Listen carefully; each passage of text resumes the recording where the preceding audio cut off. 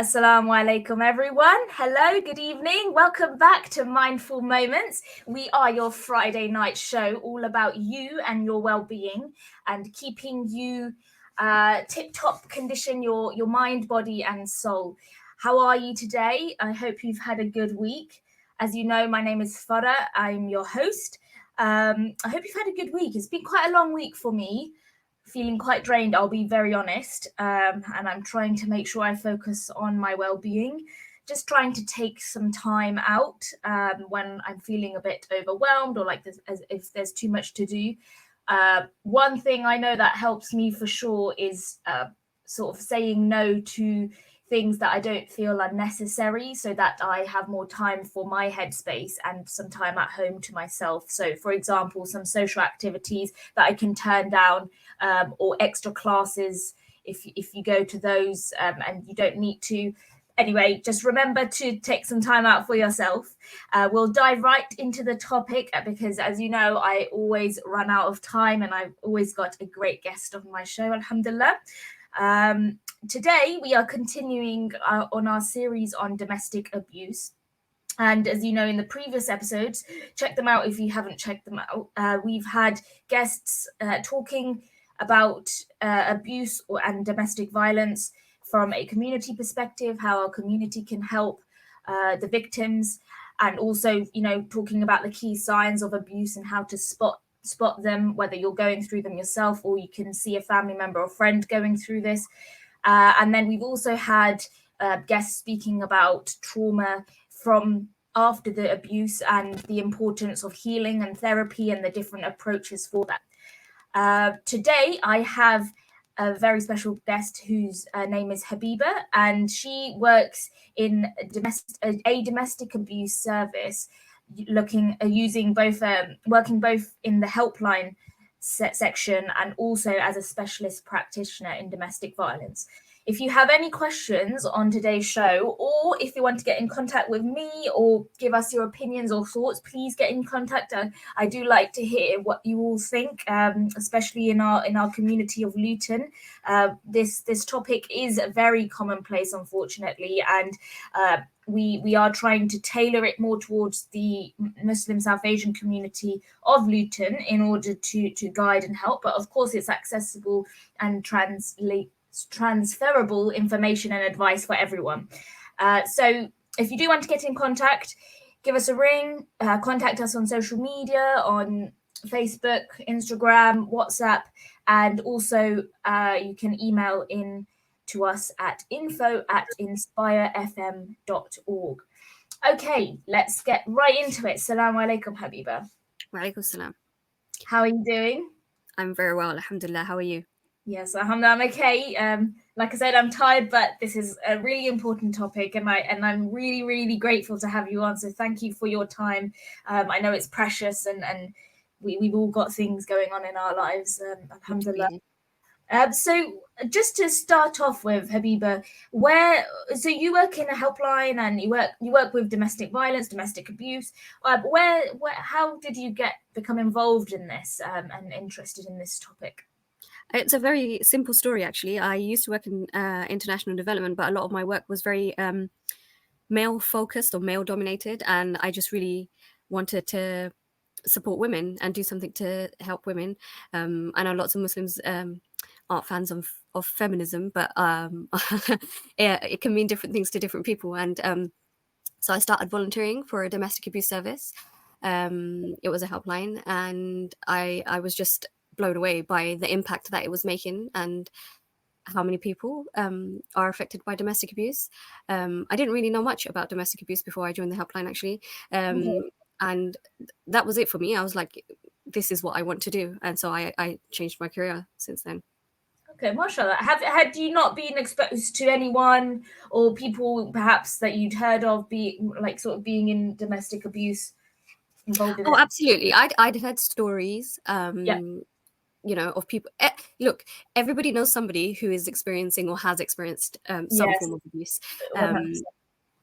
And so that was there, but I wouldn't say that I understood the dynamics of domestic abuse or, Right. you know, why women don't leave or any of these kind of things. I don't think I understood them. And I think that's quite common with the people that I speak to. It's not that they don't care or they don't want to understand. It's just, communities aren't aware of these issues or how to effectively respond to somebody who might be experiencing this.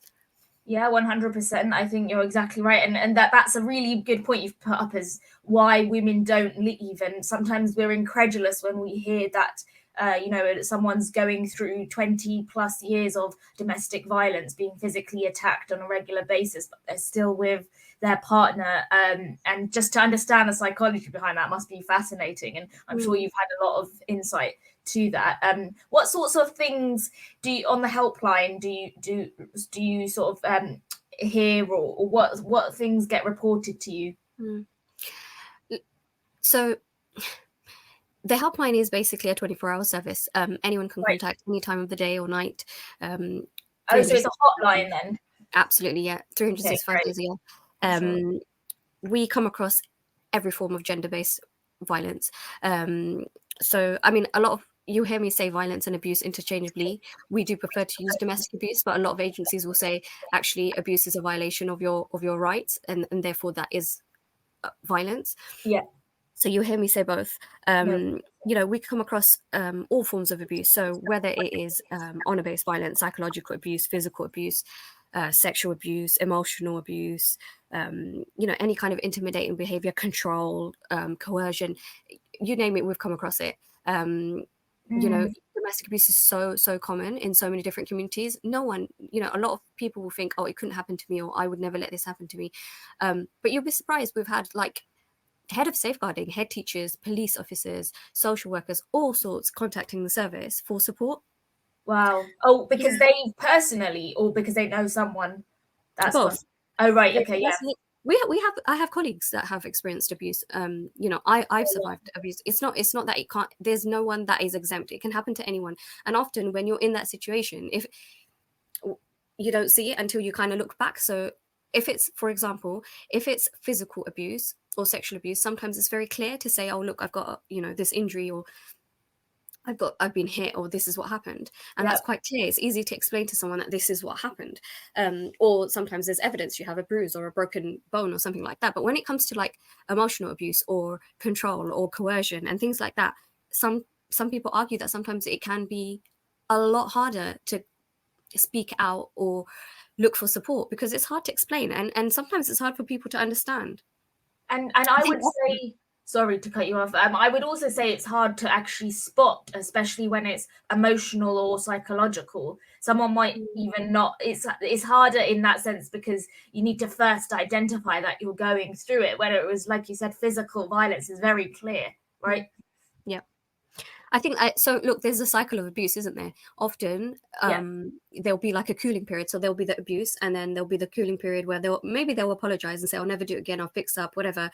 Or they'll do something really, really nice, even if they ignored that they did that abusive behavior. Yeah. And then, so you think, "Oh, he's back to that nice person that I knew," and then the abuse will happen again, and then back into that cycle.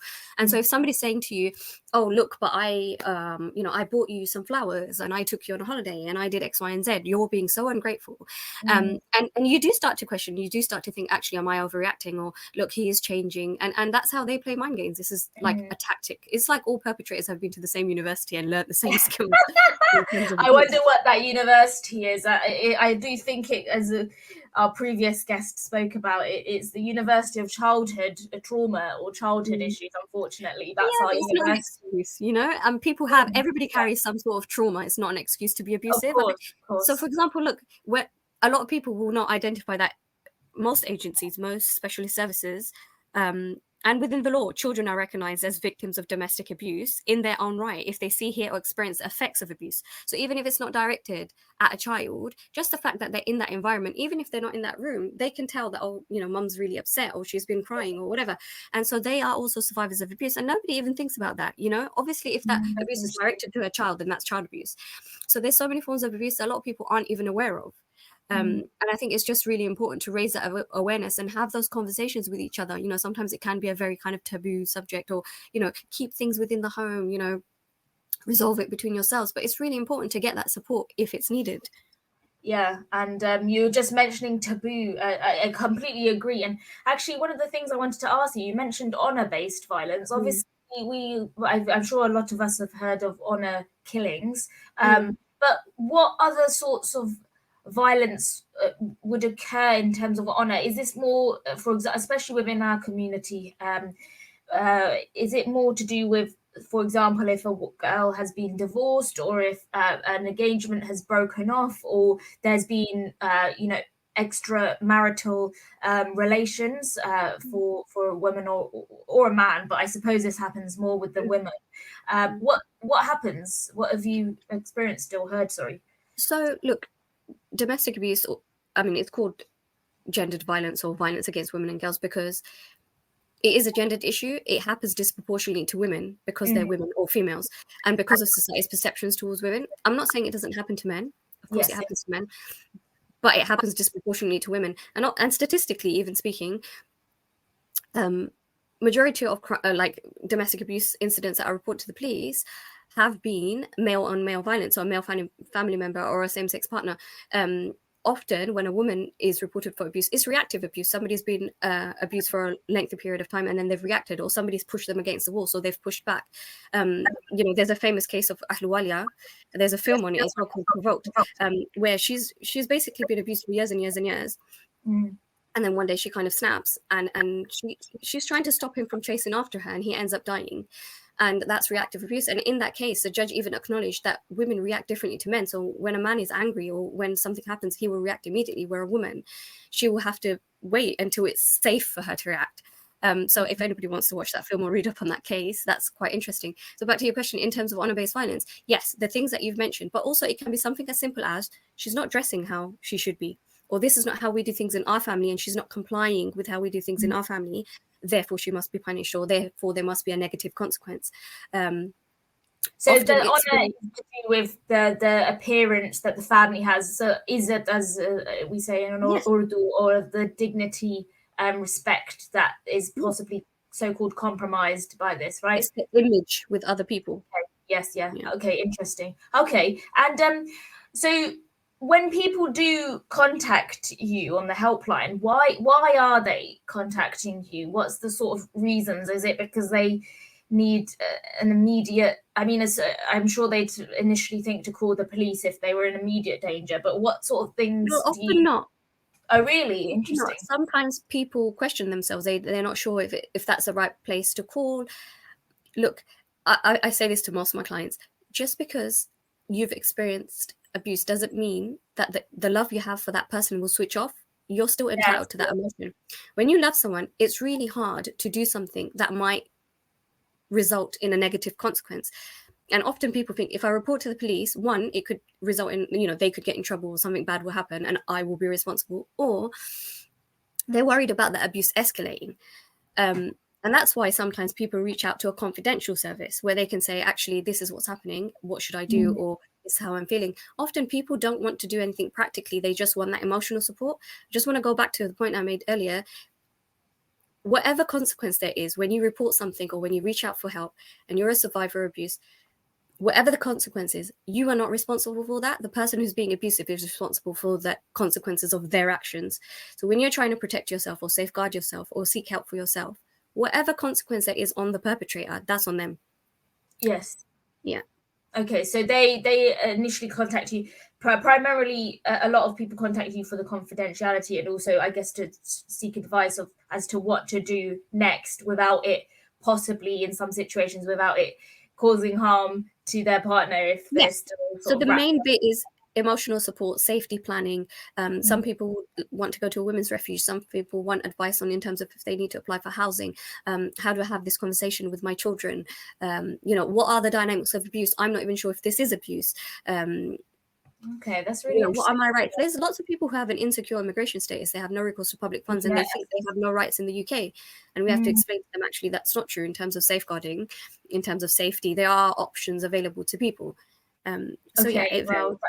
Very, very diverse and mashallah, like you've probably got all the resources, and you have to be very resourceful to offer the various bits of advice to them, I guess. Okay, so in terms of, obviously you don't specifically work for a Muslim based abuse service, but I'm sure you've experienced or had cases from the Muslim community. What's your experience with them, and how does it vary compared to the wider or general public? So look, the different types of abuse, it would be the same, I guess, emotional abuse, physical abuse, etc., etc.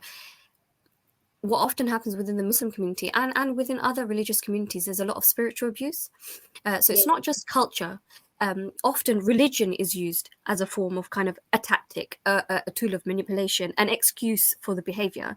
I can do this because the religion allows me to do this. And look, there's no faith, not just Islam. There is no religion that allows the abuse of women in any way. Mhm. And whatever text they try to use, it is something that they've twisted and manipulated to kind Yes. of excuse themselves because they know that they are wrong. So spiritual abuse is something we often find, from people of any faith background. Yeah. There's nothing specific to the Muslim community otherwise. Okay. You know, yeah, Okay. Well, just that's fine. So any spiritual abuse faith-based. seems like the key thing, and I definitely can echo that in and hearing lots of things in the community, and especially men saying, I can do this, but as I'm the protector of the household, I need to know where you are at all times, for example, or using abusing certain Mm. things, and like you said, twisting and manipulating parts of the Mm. religious text, and it's a real shame. Yeah, and often it's not just one person. It can be like a family unit that's been abusive. It can be, Right. Yes. in-laws. It can be anyone. So I think often people think when it's domestic abuse, it's just husband and wife or, your partner. Yes. It can be anyone that you have an intimate relationship with or a family member, or, it could even be, for example, somebody with a disability who has a carer can be considered, domestic abuse because their relationship with the person they're caring for is an intimate relationship. Like, often their carer will be like changing their clothes for them, etc. So it can be anyone. I think so. I heard this quote. I can't remember who said it, but she said something along the lines of, "There's no such thing as the voiceless. There are only the deliberately silenced and the preferably unheard." Wow. Okay. And Hang on. I need to process that, Habiba. It's a late evening. There is no such thing as the voiceless. It's either. so there is the deliberately silenced or the Okay. preferably unheard. And I think Okay. it's really important to think about that when we look at um, people who have experienced abuse, because often perpetrators want to silence them, Mm, and when people are seeking support, they normally speak to someone that they know, and that first response that they get is such a crucial response, because if that response is unhelpful, often that can kind of deter someone from reaching out for support from a stranger, a service, because they think, oh, if my sister is not understanding, why would somebody else, yes. if Why would I'm someone else who yeah, doesn't know my situation? Right. But yeah. oftentimes the family is because of again, and like you said, well, this is more generational cycles of abuse. If that's what your family have grown up seeing and being normalized to, they will assume that it's normal, or they will think it's a normal thing to do quote unquote sabr, which is Mm, obviously again misused. mm. Whereas obviously someone from an outside perspective sometimes can just see it so much clearer, right? I think, look, I feel like often we will hear people say, this is how we've always done it, so that's how we should do it. Mm, But, I think we all become adults at some point, and there's a point where you can analyze and you can figure out for yourself what's right and wrong. And I'm not saying there's anything wrong with culture and tradition or anything like that, but when you know something is wrong or something is mm. toxic or unhelpful or abusive, I feel like Allah's given everybody the ability to figure that out for themselves. So it's a huge cop out to say this is how we've done it, we've always done it, or this is how we do it in our family, because you know what, that's not good enough. Yeah, I agree, and it comes down to self-awareness, I think, and Mm, actually, not just blindly following and just using that as an excuse in a way. That's a good mm, point. It's actually quite a refreshing perspective. Um, what moving on to sort of practical things, because it's always nice to give people some advice on what they can do, or how we can evolve and change our community in order to support each other more, and also, I guess, reduce these horrible incidences. What do you think that our, and when I say our, I mean the Muslim community, needs to do to help people or the victims in the domestic violence or domestic abuse situations? How can it how can we change the landscape of what we're witnessing right now? But both for people who are experiencing it, and also if you have any advice on prevention of abuse to actually occur. I think prevention of abuse is a difficult one. I mean, people don't like to hear these kind of terminologies, but like toxic masculinity and the way society perceives men and women, there's a sense of entitlement, isn't there? But sometimes it can be the matriarch that is abusive, not even a man. I think in terms of prevention, I think it's education from a very early age on how to respect other people and autonomy and things like that. And I think also just learning the deen, I think there's a lot of power in knowledge. And so if somebody is trying to manipulate the religion to kind of control you or abuse you, that's wrong because you have that education. I think prevention is a tricky one, and I don't have the answer to that, but definitely education is something from a very young age in terms of how to interact with people and how to respect other people. In terms of how best to respond to someone, always remember that the survivor is the expert in their own safety because they have been keeping themselves safe in that environment up till now. I think you have to remember, look, there are different statistics for this, so it depends on the community that you come from, but in general, a woman will make 7 attempts to leave a perpetrator before she actually leaves. So she's tried, it's not like, and there's lots of reasons why people don't leave. I mean, if you Google women's aid or refuge, there's a lot of information on why women don't leave. It's really interesting. Give us a couple of examples. Yeah, look, so love is one of them. I think community is expecting you get married, yes? You see a life with someone and you want that life. There's a cycle of abuse. So somebody's saying, I'm sorry, I won't do it again, or they're doing nice things. You have children, you have joint assets. All the things that you're going to leave behind are tangible. Yes. Your house, your car, your children's school, whatever you have, you've built together. The things that you're working towards, if you leave, so for example, freedom, safety, autonomy, these are not tangible things. So when you're trying to balance the pros and cons in terms of why I should stay and why I should leave, it's hard to let go of what's tangible, what's here and now, what I can see, what is quote unquote secure for something that I can't see, what's not tangible, it's something in the future. Sometimes you'll have people say, oh, be patient, they'll make excuses for that person, somebody will promise to change, etc., etc. There's this, I could go on forever about this. So there's so many reasons why women don't leave. Or I'm sure there's many, and I know from those around me that people didn't leave because of financial security as well, and fear for their children, and especially if they're dependents on them, or how they're going to be looked after, especially if the woman doesn't work or is from another country.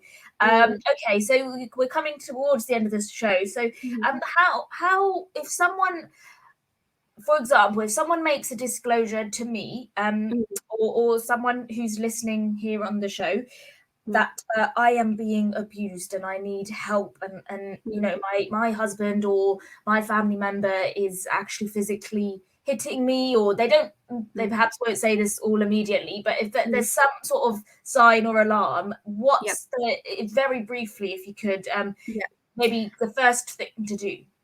Okay, so look, often people won't be that clear when they're talking about abuse. It's really important to just acknowledge that, I believe you, and it must be really hard for you to share this experience with me. Just support them at their own space, support them at their own pace. Show kindness. Kindness goes a long way. Like, how would you feel if you were upset and you were trying to talk to someone and they kind of cut you off, or they said something unhelpful? For example, often people say, oh, he's so nice when I see him. That's an unhelpful response.